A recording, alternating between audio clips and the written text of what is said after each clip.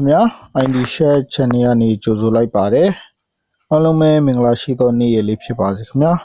ကျွန်တော်ရဲ့ channel ကတော့နည်းပညာနဲ့ပတ်သက်တဲ့အကြောင်းအရာလေးကိုပြန်လည်ဝင်မျှပေးမှာပဲဖြစ်ပါတယ်ကျွန်တော်ဒီနေ့ပြောပြခြင်းတဲ့အကြောင်းအရာတွေတော့ကျွန်တော်ဒီရင်းဗီဒီယိုမှာတော့ကျွန်တော်ဒီ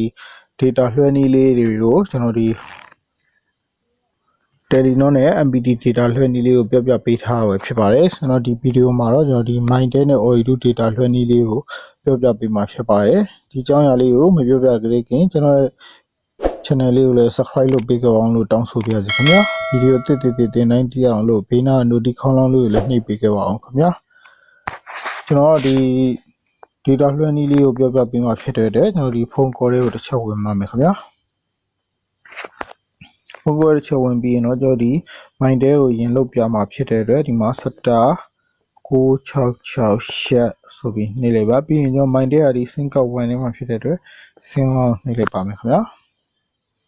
ပြီးရင်တော့တစ်ချက်စောင့်ပြီးပါခင်ဗျာကျွန်တော်ဒီနောက်ရောက်သွားရင်တော့ဒီမှာနံပါတ်3 data package ဆိုတဲ့နေရာလေးကိုတစ်ချက်နှိပ်ပေးပါနံပါတ်3ကိုရွေးလိုက်ပါပြီးရင်တော့ကျွန်တော်ဒီမှာပို့မည်ဆိုတဲ့နေရာလေးကိုတစ်ချက်နှိပ်ပေးပါခင်ဗျာပြီးတော့ကျွန်တော်ဒီမှာပေါ်က800ကို420 MB 968 GB ကို512 MB အဲ့နှစ်ခုကတော့ပို့လို့မရပါဘူးကျွန်တော်ဒီမှာနံပါတ်3ကနေပြီးတော့စာအောက်မှာနံပါတ်3ကနေအောက်ကိုပို့လို့ရပါတယ်ပေါ်ကနည်းတဲ့ဟာပို့လို့မရပါဘူးကျွန်တော်ဒီနံပါတ်3ကိုတစ်ချက်ရွေးလိုက်ပါမယ်ခင်ဗျာပြီးတော့ကျွန်တော်ဒီပို့မည်ဆိုနေရာလေးတစ်ချက်နှိပ်ပြပါခင်ဗျာပြီးရင်ကျွန်တော်ဒီမှာ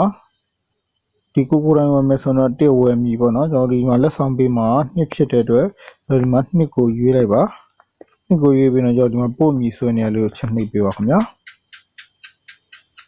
ပြီးတော့ကျွန်တော်မိတ်ဆွေတို့ကကိုလွှဲခြင်းနဲ့ data လွှဲခြင်းနဲ့ Mindtel ဖုန်းနံပါတ်ကိုဖြည့်ပြီးရင်တော့ဒီနားလေးမှာကျွန်တော်ဒီ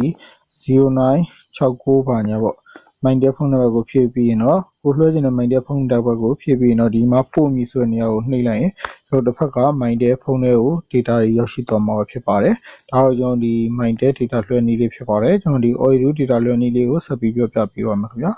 star 1438 share Ooredoo ကတော့ဒီမှာ sim 2ဖြစ်တဲ့အတွက်ကျွန်တော်ဒီမှာ2ကိုနှိပ်လိုက်ပါမယ်ခင်ဗျာ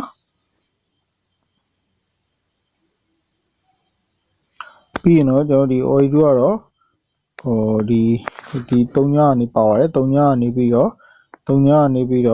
ဘယ်ရစလွှဲလို့ရပါတယ်ကျွန်တော်ဒီ Mindtel လုံးပေါ့3ည999ချက်ကို525 MB ကနေစလွှဲလို့ရပါတယ်ကျွန်တော်ဒီမှာ3ညနှိပ်ပြီးဒီမှာပို့မည်ဆိုနေရလို့တစ်ချက်နှိပ်ပြီးတော့ခင်ဗျာ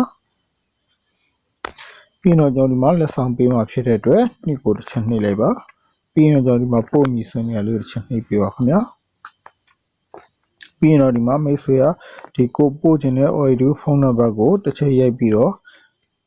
ဒီပို့မည်ဆိုတဲ့နေရာလေးကိုနှိပ်လိုက်ရင်ကိုလွှဲခြင်းတဲ့လူရဲ့ဖုန်းနံပါတ်တွေကိုရောက်ရှိ data တွေရောက်ရှိသွားမှာပဲဖြစ်ပါတယ်ဒါတော့ကျွန်တော်ဒီ data လွှဲနည်းလေးကိုပြန်လည်ဝင်မျှပေးတာပဲဖြစ်ပါတယ်ခင်ဗျာ